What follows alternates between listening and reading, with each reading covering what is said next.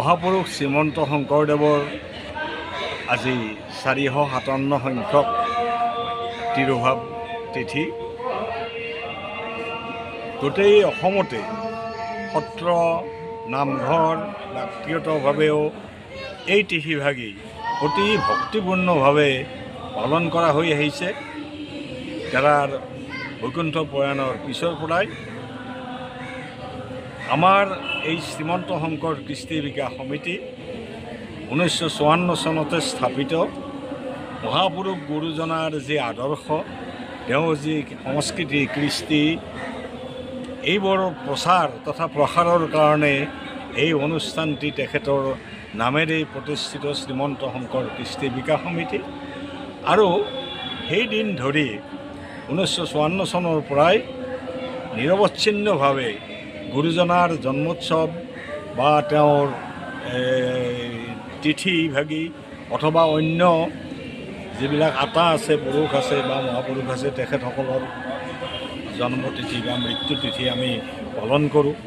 এইবাৰো এই গুৰুজনাৰ এই তিথিভাগি আমি দিনজোৰা কাৰ্যসূচীৰে পালন কৰিছোঁ। আমাৰ ৰাতিপুৱা আজি প্ৰাতঃ প্ৰসংগৰ পিছত আইসকলৰ নাম প্ৰসংগ হৈ গৈছে। এতিয়া সমূহীয়া নাম প্ৰসংগ হৈ আছে, শেষেই হ'ল। ইয়াৰ পাছত আৰু সন্ধিয়াৰ ফালে নাম প্ৰসংগ ভাগৱত পাঠ অনুষ্ঠান হ'ব। এতিয়া অলপ ইয়াতে গায়ন বায়ন অনুষ্ঠিত হ'ব।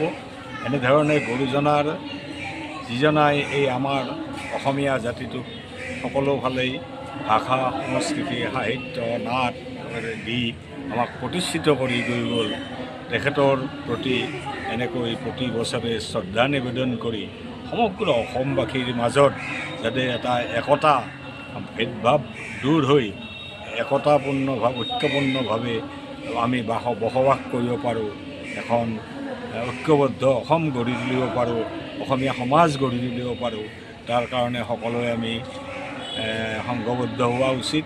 তাৰ নামত আমি আজি প্ৰতিজ্ঞাবদ্ধ হোৱা উচিত যে আমি জাতিটো আমাক কোনো ভাগ কৰিব নোৱাৰে, আমি এক হৈ থাকিম, আমি অসমীয়া হৈ থাকিম, আমাক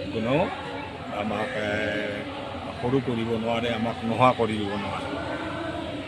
এইটো